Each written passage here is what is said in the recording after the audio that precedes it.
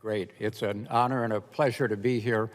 Every time I have an opportunity to participate in an event in the Capitol, I take a walk around the Capitol when I'm done and just marvel at the fact that we can actually do this and have input and interact with people like Representative Bergman and Pocan who help make this happen.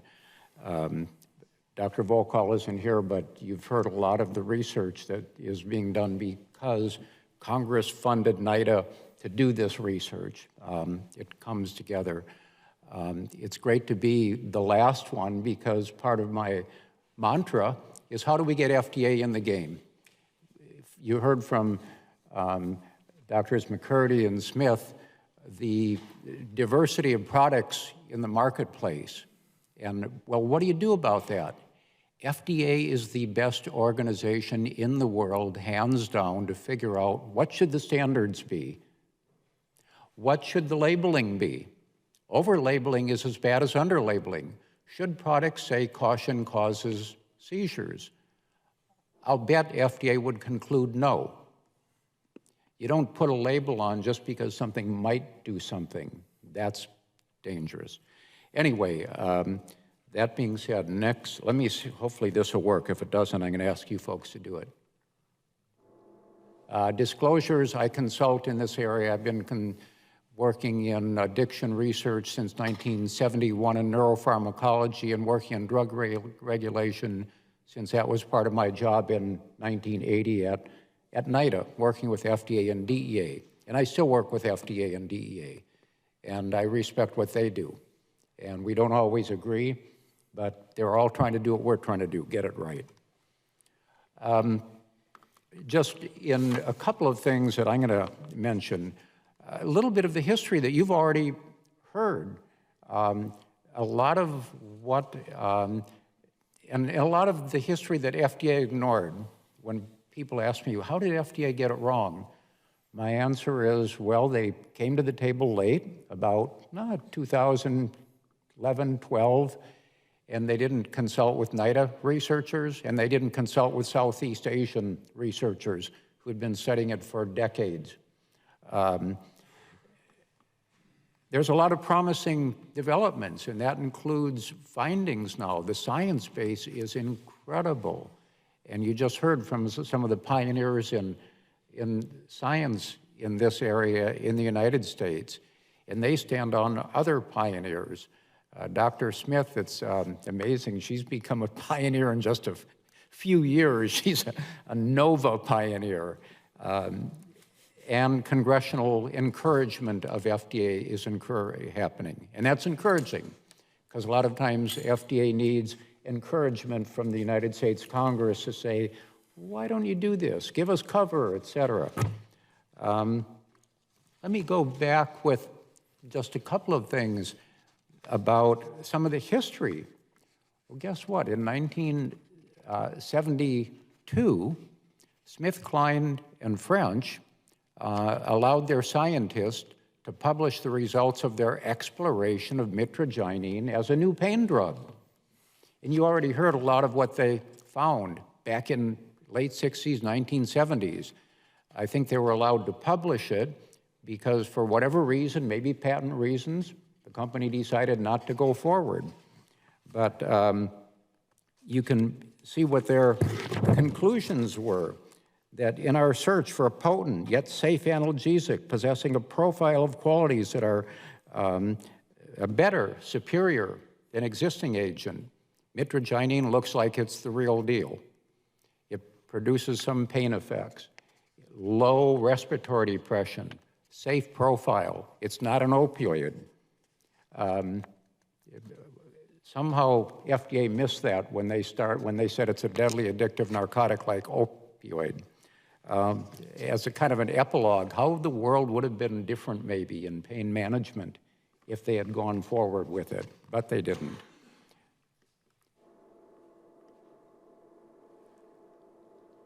By the way, that's their summary. Anybody that wants my slides, they're publicly available and I'll send them to you.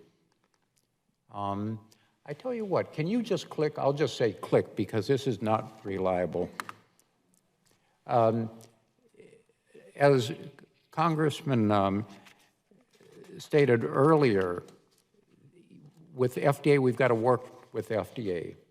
So about 4 or 5 years ago, Mac Haddow said, what study would make a difference? I said, even though we know kratom doesn't cause respiratory depression like an opioid, we need to do FDA's test. Can you get the funding? And some of you folks in the room may have contributed the funding. I don't know who.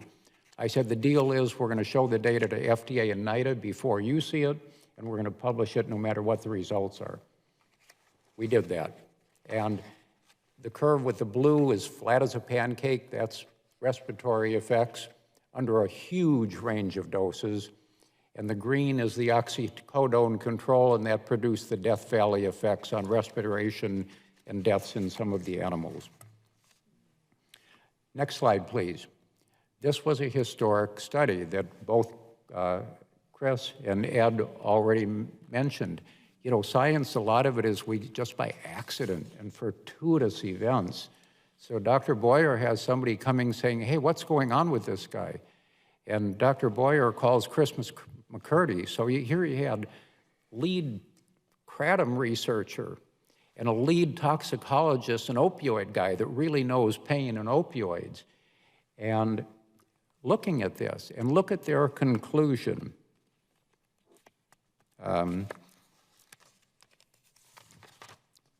We report self-treatment of chronic pain and opioid withdrawal with kratom. The predominant alkaloid kratom mitragynine binds immunocappa opioid receptors, but has additional receptor affinities that might augment its effectiveness.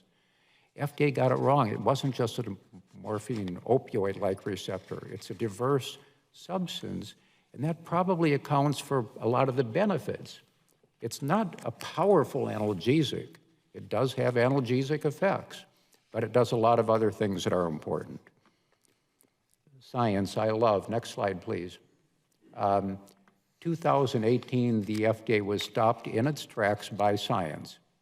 Now, that wouldn't have happened without advocacy and consumers, but it was science. After the FDA bombshell with the commissioner himself saying this is a deadly addictive narcotic like opioid, what did NIDA do? Ramped up its research. NIDA and DEA were actually closer aligned than FDA at that time. And we see Dr. McCurdy and others were already researching, but a lot more money came in.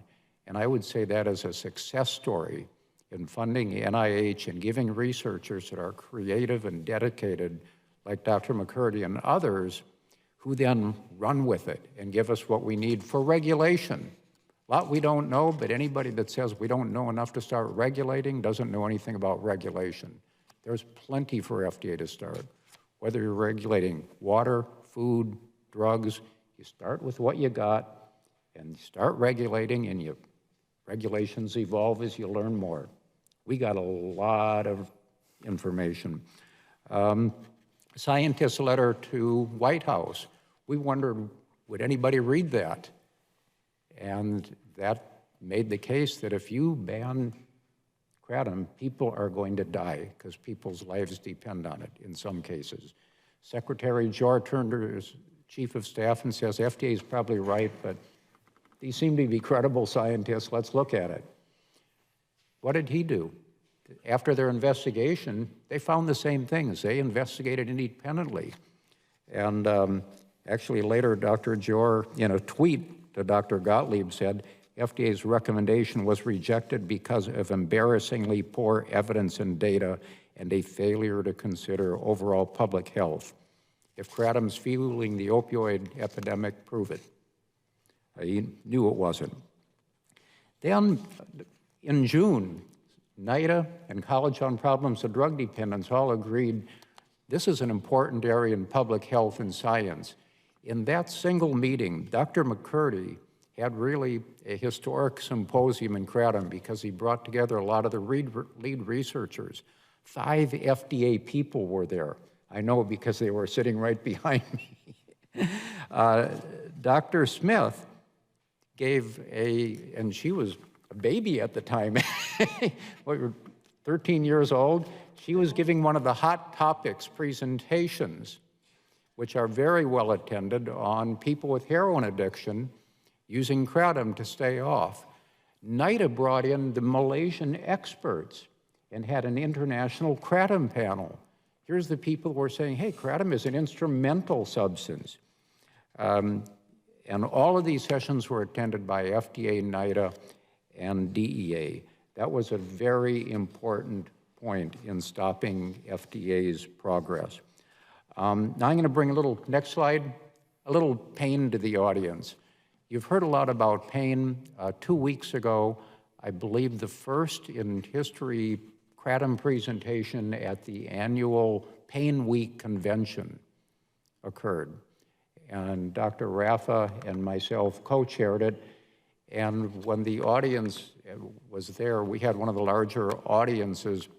I said, how many of you are treating patients with kratom or using kratom, your patients? More than a third of the hands went up. I said, why are you here? We want to learn more. They want information from FDA, they're not getting it. But why is kratom so helpful in pain? And again, there's no pain product. Kratom is not approved for pain or any other indication, so that's important to recognize. Next slide. However, pain, self-reported pain, is a major reason that people report for use. And what's really interesting is that people report that I got my life back. I made things better. What's going on, especially since it's not a powerful analgesic, but it does have analgesic effects that meet all of the tests in the drug company studies and others. Well, it has a lot of effects that go along with chronic pain. Next slide. And this is from a paper I presented at a psychedelic conference. We're learning that psychedelics like MDMA help a lot of people with chronic pain. What's going on there? They do not have analgesic effects. Well, chronic pain is a multimodal problem. It includes psychological components. And multimodal treatment works better. And the pioneers in a lot of this were the US military. In the 1990s, discovered that soldiers with blown off limbs did better if you gave them counseling, divorce counseling. What's that got to do with pain? Psychological counseling. But the people that got counseling, multimodal treatment, maybe antidepressants, they did better with pain, recovery, getting their lives back, and they needed less opioids and got off of opioids sooner. Well, as you already heard from Drs. Boyer, McCurdy, Smith, kratom isn't just an opioid. It has some opioid effects, but it has effects, emotional effects, mood-altering effects that are beneficial. And a lot of those are why people use it. And when I was first exploring kratom more than 10 years ago, I thought, what's going on? People are using it for fibromyalgia, post-traumatic stress. Well, fibro is, that's pain, sleep, and depression. It does all of that. Next slide, please. So the Lancet, and there's a revolution in pain treatment right now, and the revolution is a reset, that we have to treat chronic pain focusing more on the emotional and physical problems, helping people get their lives back, not giving up on relieving pain, but doing all of this. And kratom looks like in one plant, you get a lot of these effects, plus a bonus. And what's the bonus? What pain medicine actually increases alertness, mental acuity, and helps you get your job done better? Next slide, please. Okay, has anyone heard that we might have the first downturn in drug overdose deaths? A really hot topic. Nora Volkow weighed in on it in the last couple of days. Everybody's saying, what's going on? Well, is it real? Yes, but it's complicated. And guess what? It's not happening with with stimulants and cocaine. They're flat or actually still going up a little bit. But opioid deaths are going down, and that was real. Will it continue? Nora Volkow is saying we need more harm reduction. We need more naloxone. She didn't mention kratom, but I think this makes it more important than ever. We know that there are some people whose lives dangle by the thread of kratom. We don't know how many. And kratom hasn't been mentioned in these discussions. But more than ever, we need FDA to step in and regulate and not demonize it. Don't scare people away what could be life-saving. And why is that so important? It's always important, but whenever there is an addiction going on, it's really important. You might have heard the old mantra in addiction treatment about denial. It's not a river in Africa. It's part of the addiction process. And people oftentimes love to hear that the treatment is bad so they can stay on what they're taking. We need honest, accurate information out there.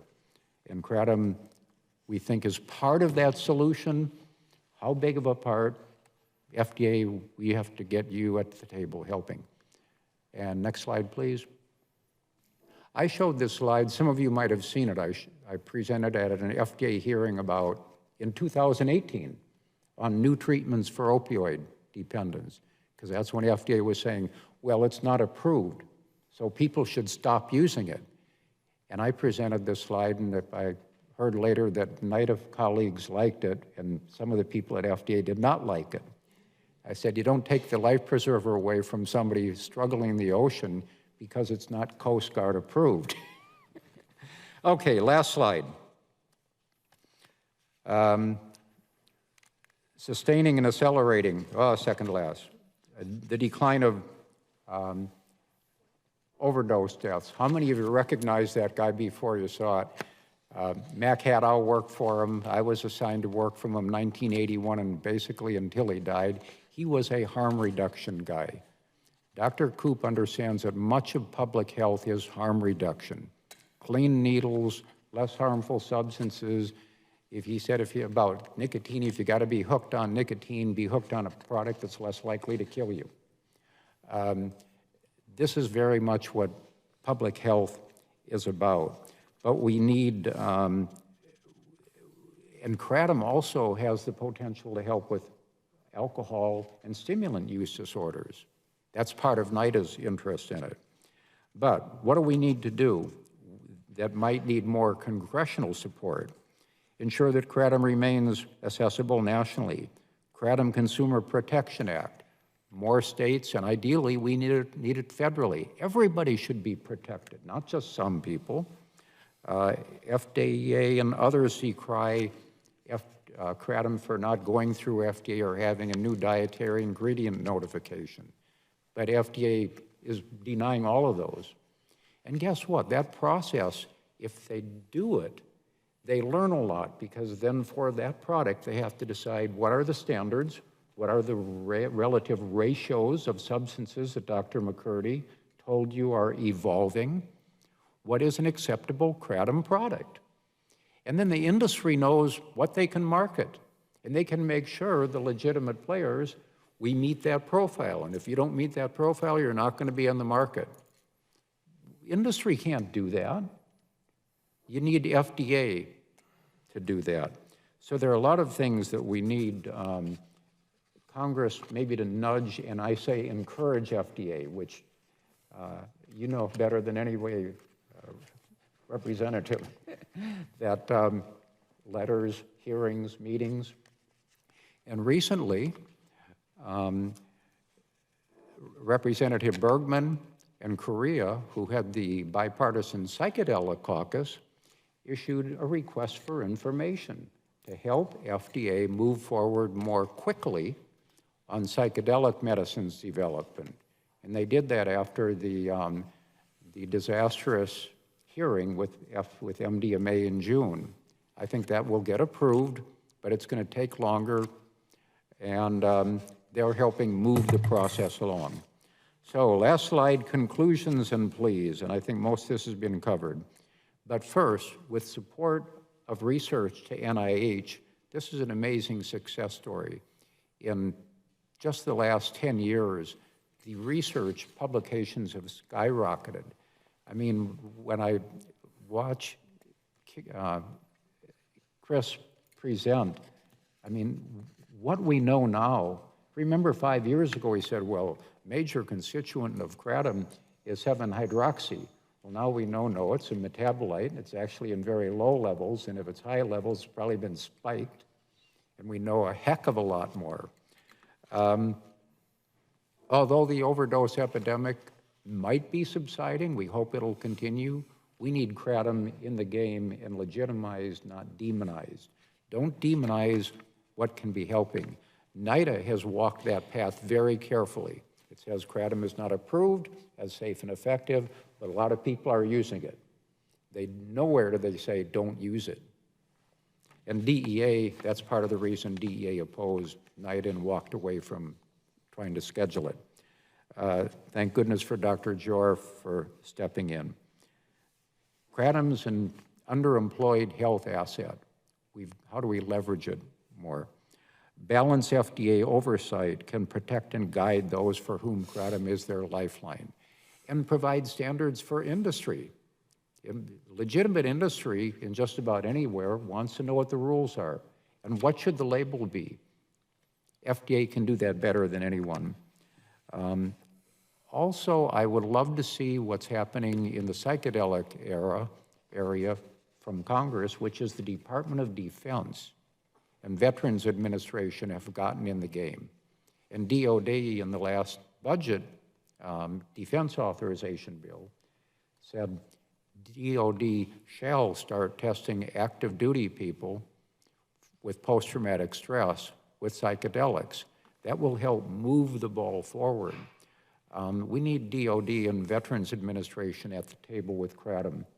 There's more than 50,000 suicides per year in the United States, more than 15,000 of veterans in active duty alone, a lot of them related to depression and post-traumatic stress disorder that kratom helps some people with. So we need them at the table. Anyway, I really appreciate, I'm grateful for all of you here who are helping in this area. Really grateful for people in Congress that have stepped up to the table and are helping. And frankly, there's plenty of people at FDA that are ready to rock and roll in this area, but I think they do need some congressional encouragement. Thank you.